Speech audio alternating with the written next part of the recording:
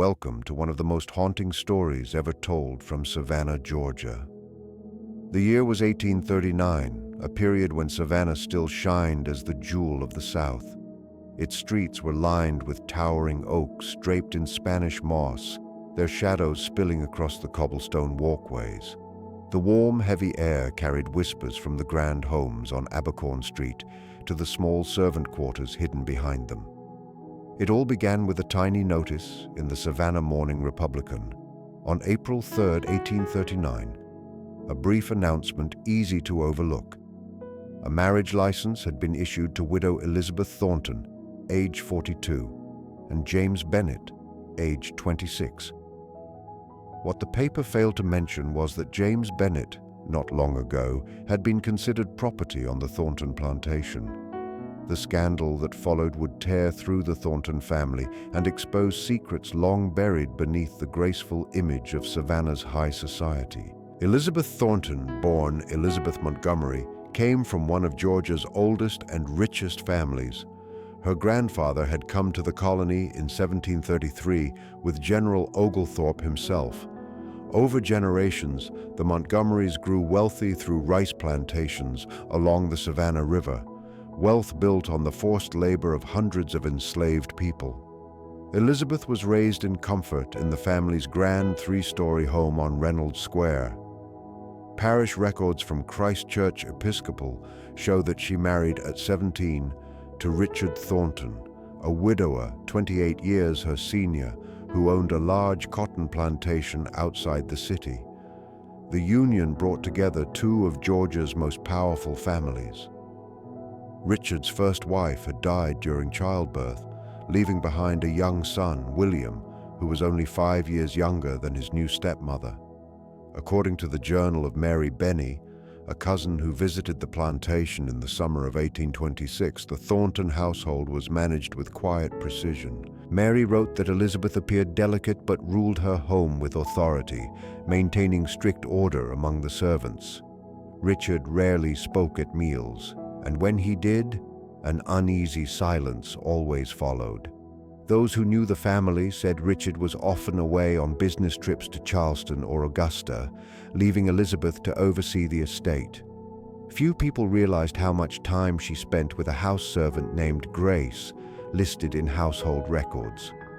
Grace had arrived in 1822, purchased from a trader in Charleston. She brought with her a young son, 9 years old, named James. By 1835, tax documents from Chatham County listed 47 enslaved people on the Thornton plantation. Among them, James Bennett was listed as a house servant, one of only 4 with that title. Most worked the fields, their names reduced to numbers in the ledgers. But James's name appeared often in household accounts, first as Grace's boy, then simply James, and finally as James Bennett. The addition of a surname was rare and puzzled historians for years. Dr. Ellen Hammond, who studied the Thornton papers in 1963 before they mysteriously disappeared from the Georgia Historical Society archives, noted that James had been taught to read and write, an extraordinary fact for someone in his position. In her manuscript Whispers from Reynolds Square, Hammond wrote that the ledgers showed purchases of books, slates, and pencils specifically for JB's instruction. When Richard Thornton died during the yellow fever outbreak of 1836, his will left everything to Elizabeth and a large inheritance to his son, William. One clause stood out. "The servant James Bennett shall remain in the employ of my wife and shall not be sold or transferred under any circumstances." This detail would later become central in legal debates once the scandal unfolded. Elizabeth observed exactly 1 year of mourning before appearing again in public. Neighbors noted that the estate continued to run smoothly even without its master. Around this time, people began to notice things that stirred suspicion. Margaret Habersham, a neighbor, told investigators that she had seen Elizabeth and James walking together in the garden, talking like companions, not mistress and servant. A kitchen maid, Sarah Johnson, testified that she once entered the study without knocking and found them standing close together, James quickly pulling his hand from Elizabeth's arm. "They jumped apart like they'd been burned," she said.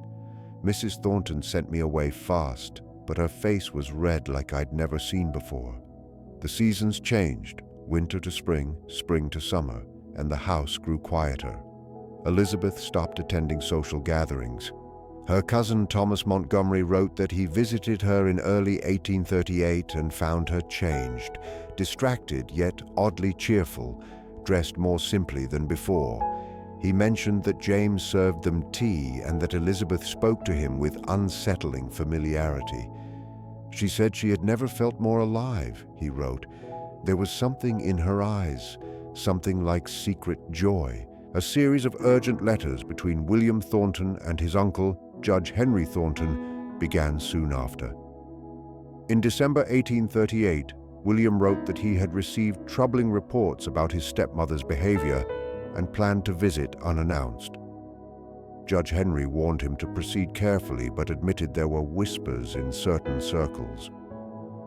William arrived on January 15, 1839, during a cold rain. The next morning, the sheriff was called to the plantation after what reports described as a disturbance of serious nature. What happened that night was never fully recorded. William left before dawn and went straight to the sheriff's office. By noon, James Bennett had been arrested, charges that were later dropped. Elizabeth wasn't arrested, but was quietly advised by church leaders to stay away from services for a period of reflection. 6 weeks later, silence turned into shock.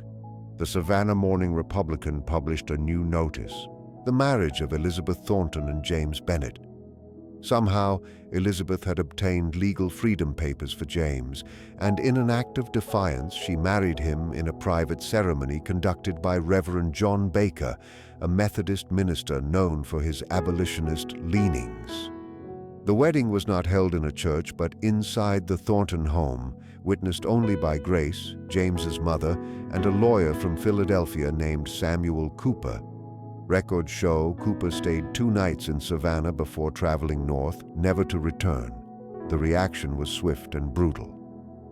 On April 5, 1839, the Savannah City Council held an emergency meeting to discuss what they called a moral crisis threatening the order of our society. William Thornton filed a petition declaring his stepmother mentally unfit and sought control of the estate. Judge Henry Thornton recused himself from the case due to family ties, but privately wrote to the governor seeking intervention. The Montgomery family publicly disowned Elizabeth, publishing notices in newspapers across Georgia and South Carolina stating she was no longer recognized as kin. Much of what followed was pieced together from scattered documents because many official records were deliberately destroyed, an apparent effort to erase the shame. A letter found in 1954 during renovations of a home on Broughton Street offered a glimpse of what happened next. Written by someone calling himself a witness to infamy, it described how 12 men rode to the Thornton plantation on the night of April 10th.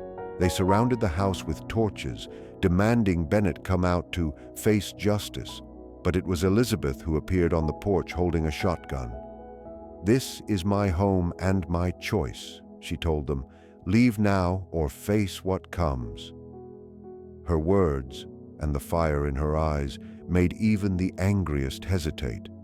The men withdrew but returned 2 nights later with the sheriff. This time, the house was empty.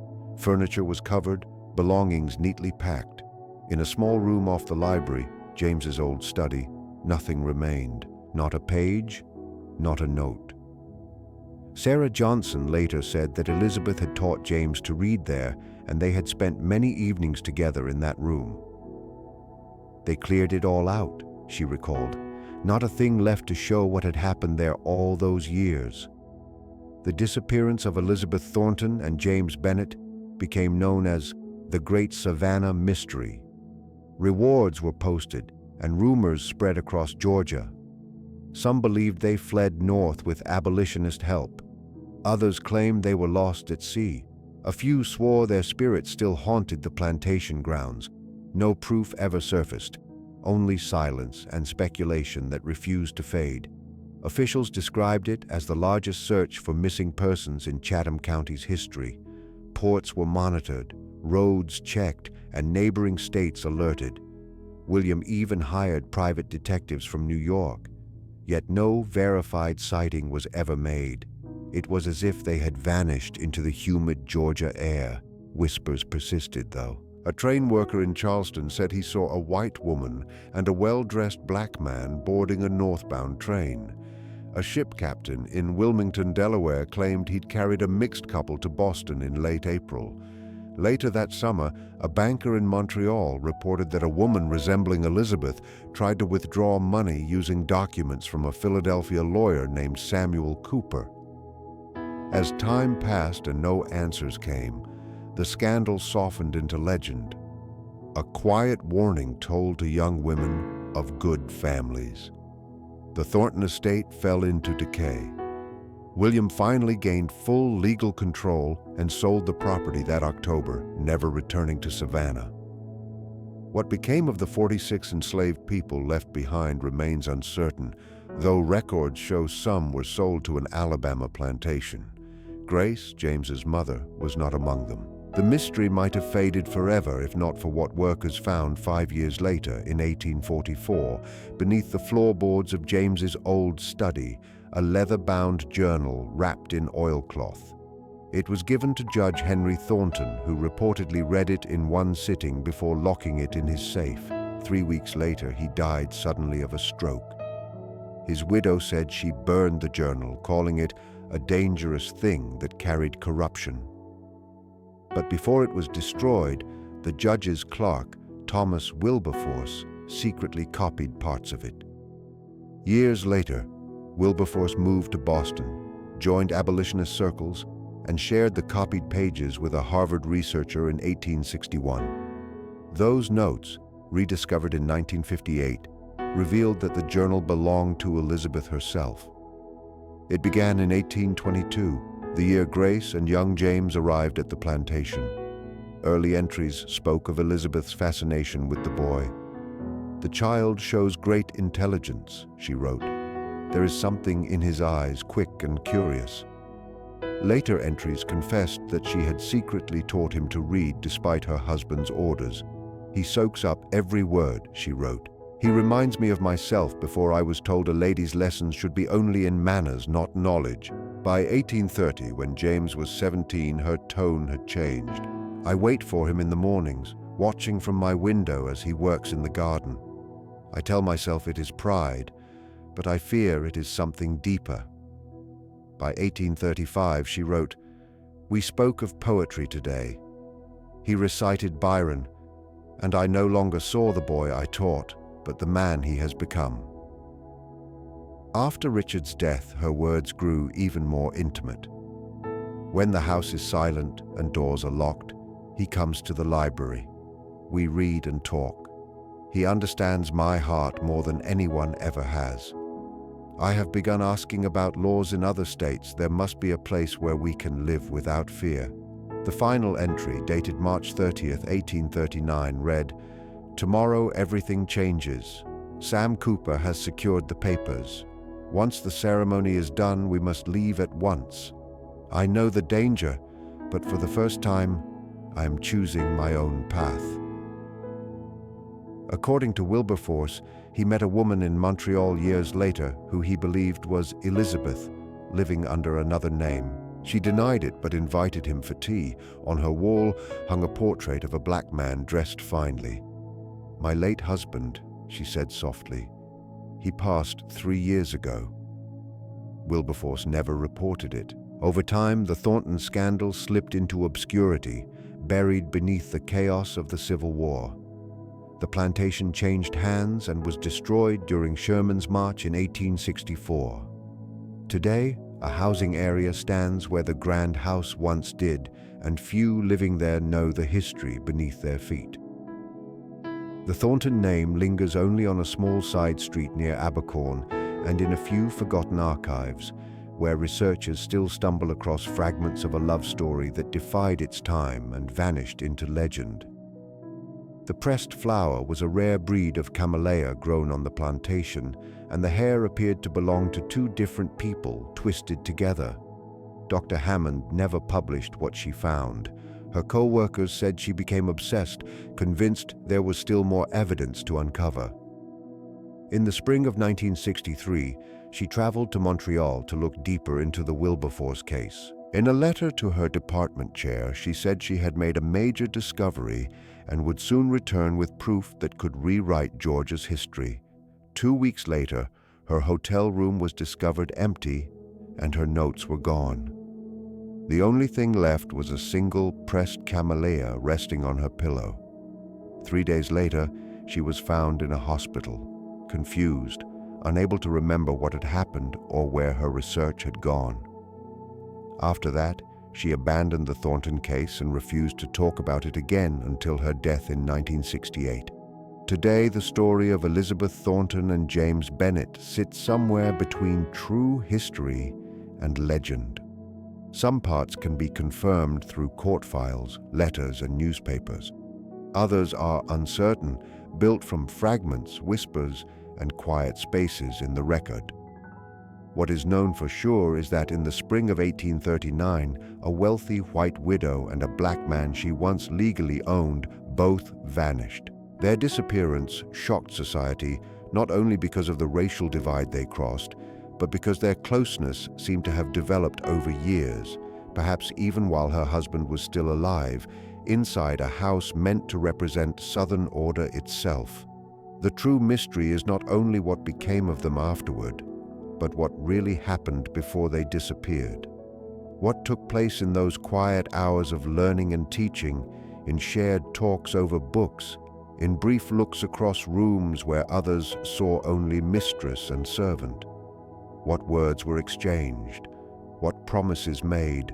And most disturbing to those who later heard the tale, how many other homes held hidden stories like theirs behind calm, proper walls? How many other lives had crossed forbidden lines that society tried so hard to keep apart? After Dr. Hammond's death, a graduate student going through her things found a sealed envelope with a note asking that it not be opened until 50 years after her passing. The university, worried about legal problems, ignored her wish and opened it with lawyers present.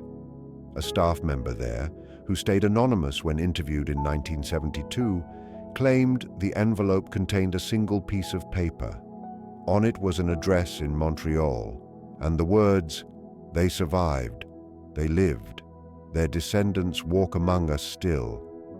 The document was reportedly taken by university officials and never released to the public.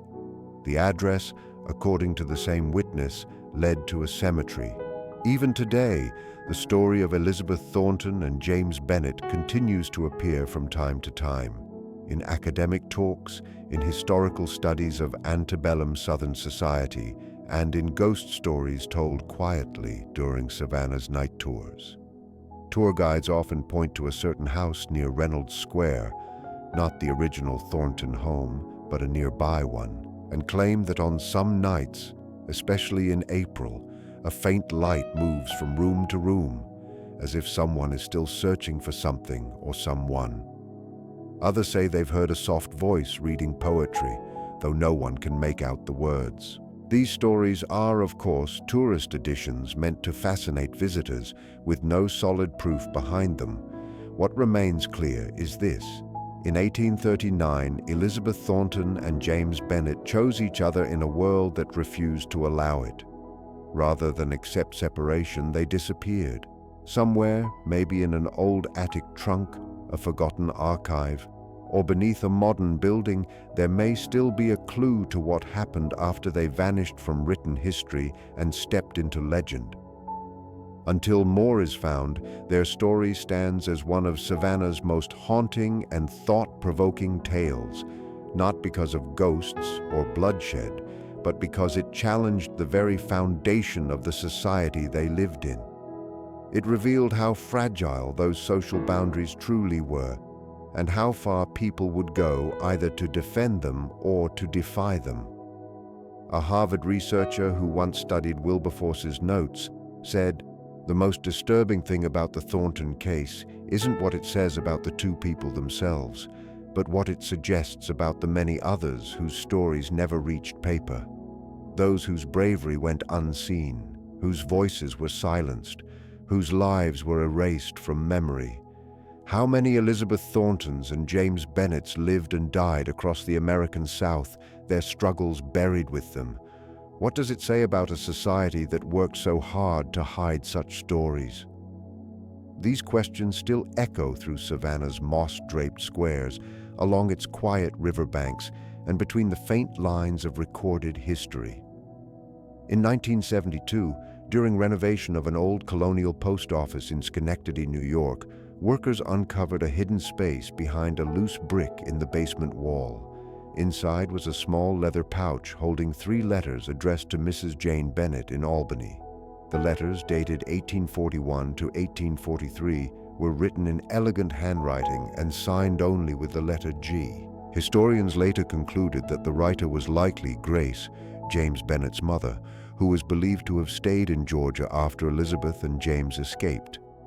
The letters didn't directly mention Savannah or the scandal, but spoke of a shared friend who had moved north and longed for news from home. The most revealing line came in the 3rd letter, dated December 18, 1843. "Our mutual friend asks about you often.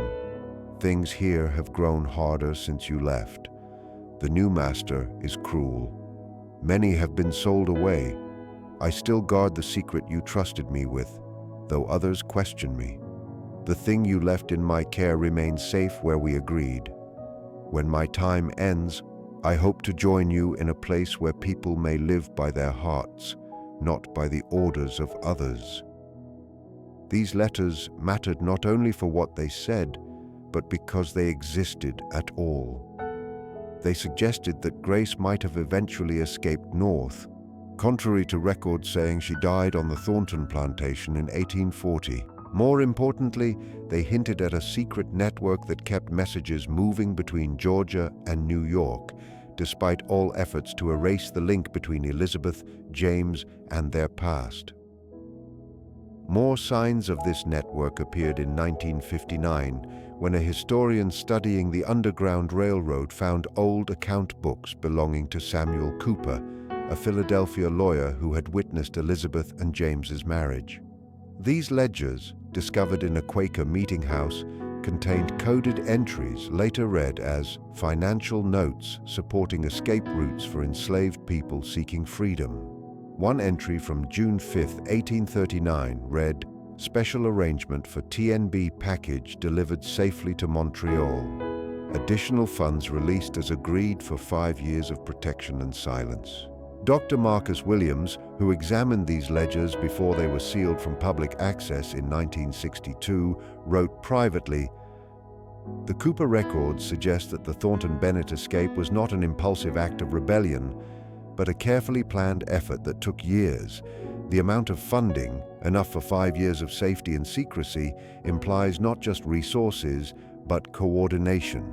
When did Elizabeth first begin planning her escape from Savannah society? After her husband's death, or much earlier? This question became more interesting in 1964 when workers demolishing an old rice mill near the Thornton estate found a hidden compartment beneath the floorboards. Inside was a wooden box containing what looked like teaching tools, a primer, a slate, some pencils, and a volume of Byron's poems. Experts dated them to the 1820s or early 1830s, before Richard Thornton's death. Most remarkable was a small notebook filled with handwriting practice. The same line repeated in improving penmanship. "I am James Bennett. I am a man. I have a mind." At the bottom, in different handwriting thought to be Elizabeth's, were the words, "Excellent progress. You have earned your name today." This suggested that Elizabeth had secretly taught James to read and write while her husband was still alive. The rice mill, according to plantation records, had rarely been used after 1825, making it a perfect secret classroom. Far enough from the main house to avoid notice, yet close enough not to arouse suspicion about Elizabeth's absences. No one knows exactly when or how their relationship changed from teacher and student into something more. No document proves it before Richard's death, yet a letter Elizabeth wrote to her cousin Anne Montgomery on October 18, 1834, 2 years before becoming a widow, includes a cryptic line many believe points to it. "I live 2 lives now. One the world sees, where I play my part, and another made of moments stolen from the day, words that must not be heard, thoughts I dare not speak. It is in that hidden life that I feel most alive. Is it not strange to feel most real when one must hide the most?" Maintaining that double life became harder after her husband's passing. As a widow, she faced greater attention, especially concerning how she ran the estate and managed those she now owned outright. Neighbors noticed changes in her behavior. Margaret Williams, a friend, wrote in her diary in September 1836, visited Elizabeth Thornton 6 months after her husband's death. She seemed changed, restless, almost bright beneath her mourning clothes. When I said it must be hard to run the estate alone, she smiled strangely and said, "I am not as alone as you might think." I left uneasy, as if I had glimpsed something not meant to be seen. As Elizabeth's conduct drew notice, James Bennet's place in the household also shifted.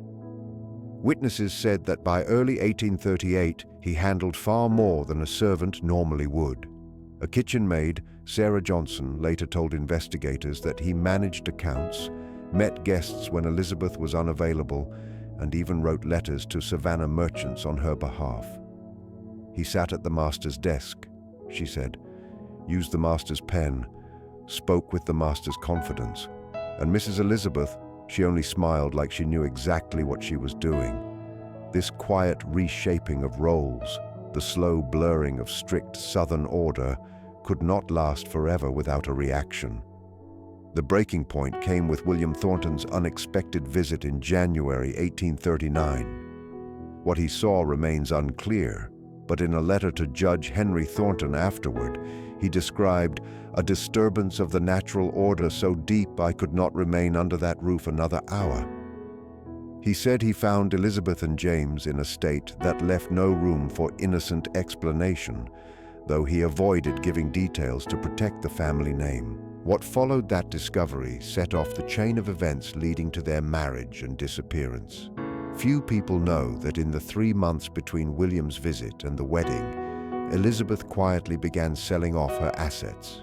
Bank of Savannah records show that between January 20 and March 15, 1839, she withdrew large sums, converting them into portable forms, banknotes and letters of credit. She also sold several pieces of jewelry through a Charleston broker, proven by a receipt in Cooper's papers. Most telling, she transferred a small property in Philadelphia she'd inherited to a company with Cooper listed as its only trustee. These steps show she was preparing not just to flee, but to start a new life outside Georgia. Her careful legal work through others and across states shows she fully understood the risks ahead.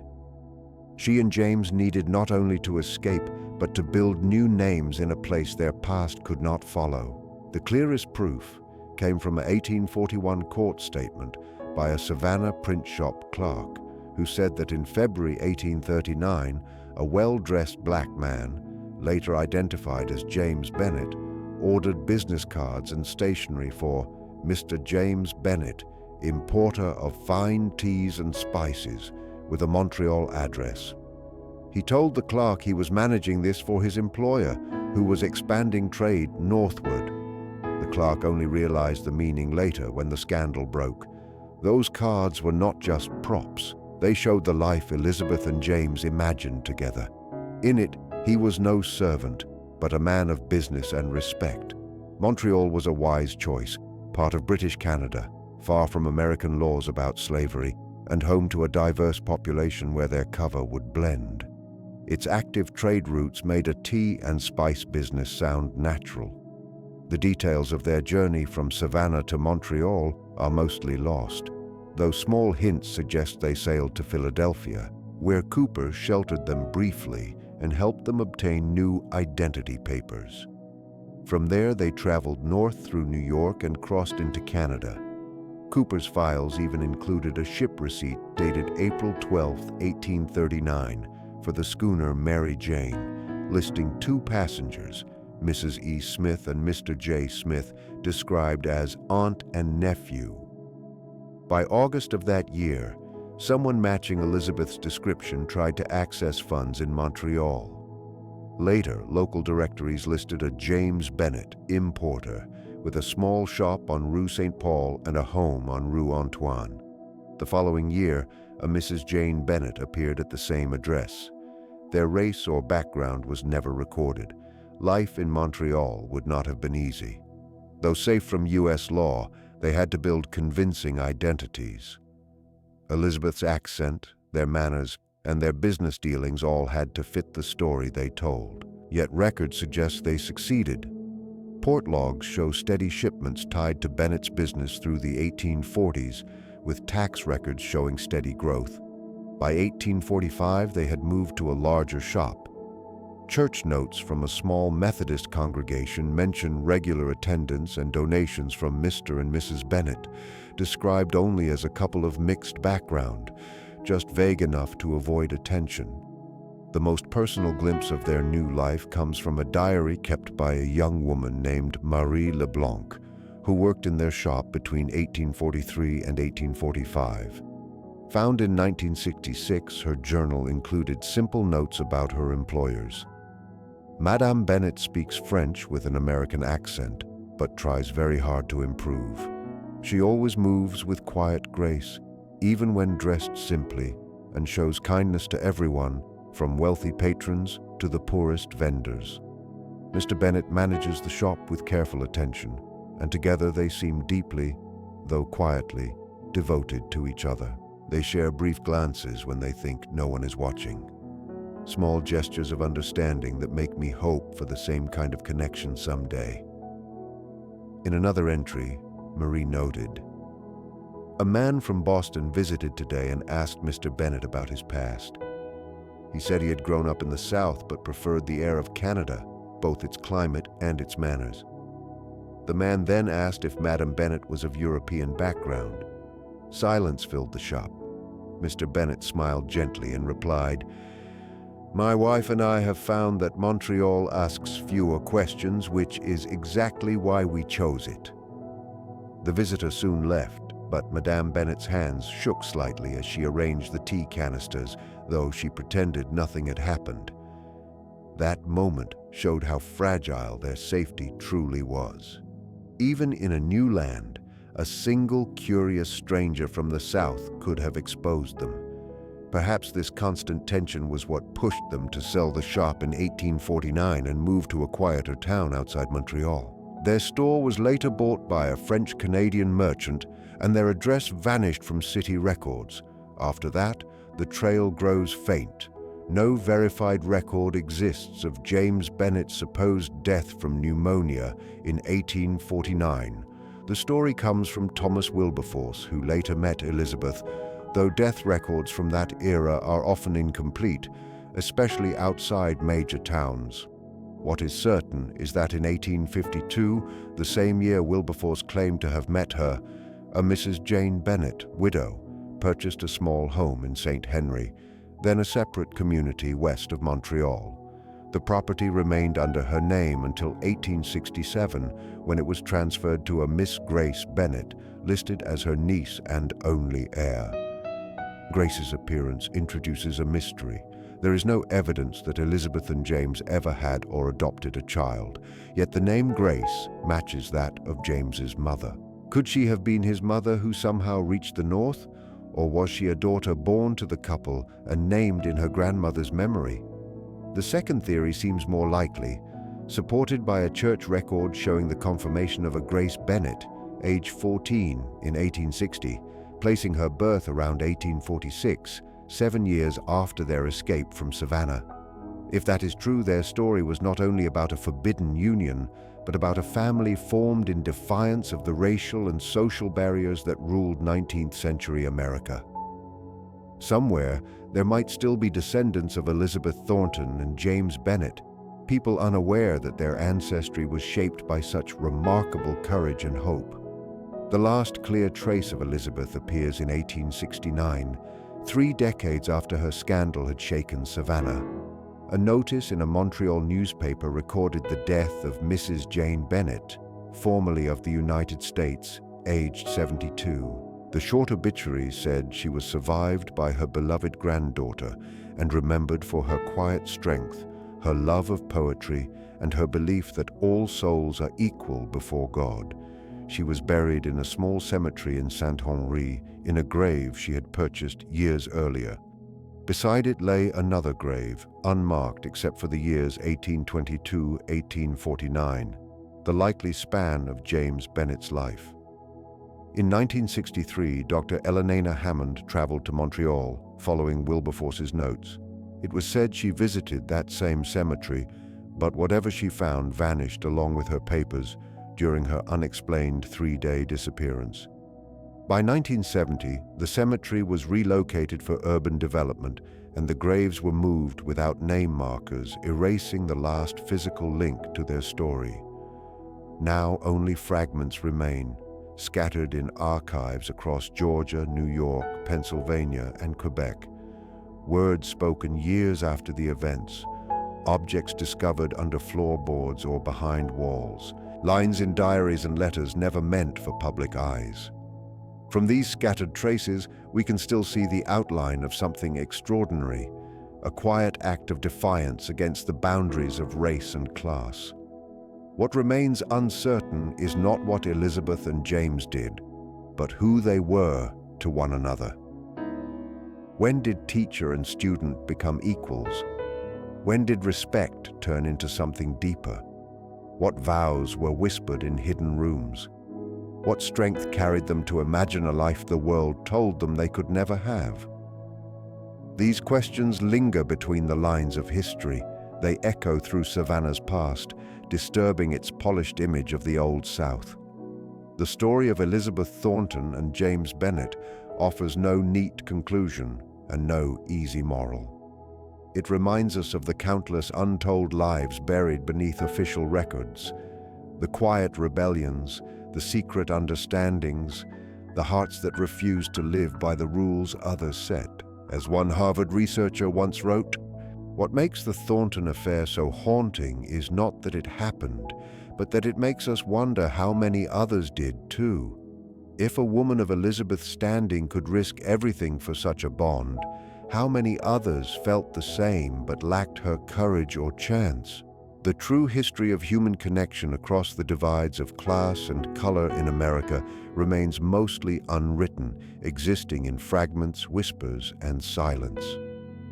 In 1969, the same year Dr. Hammond's sealed envelope was opened, an elderly woman came to the Georgia Historical Society asking for any records about the Thornton plantation. The archivist described her as well-dressed, in her 70s, with light brown skin and gray eyes. She spent hours studying old documents and taking careful notes. When asked about her reason, she simply said she was tracing her family roots. Before leaving, she paused at a glass case holding the cameo brooch and pressed flower found in 1957. She stood there silently for a long time, then smiled. Not sadly, but as if recalling something deeply personal. She touched the glass lightly and said, "Some stories are better left untold, but that doesn't make them any less true." She never returned, and her name was never recorded. Like so much of this tale, she became another fragment, another echo from a past that refuses to fade. Perhaps that is what gives the Thornton Bennett story its lasting power. The endurance of human connection and the refusal of love to follow society's limits. In a world that declared certain emotions forbidden, Elizabeth and James carved out a small space of their own, first in secrecy, then in exile, and finally in memory. Even now, the pieces they left behind continue to move those who find them. In Savannah, on certain April nights when the air is thick with jasmine and memory, guides still speak softly at Reynolds Square about the widow who defied her world. Some say faint lights appear in old windows or soft poetry drifts through the warm night air. These are tales told to amuse tourists, searching for a touch of mystery. Yet beneath them lies something real, the truth that the past is never simple, and that human hearts have always resisted confinement. And perhaps, somewhere today, the descendants of Elizabeth Thornton and James Bennett still walk among us, carrying within them a quiet legacy of love, courage, and defiance that even time itself could not erase. Peace.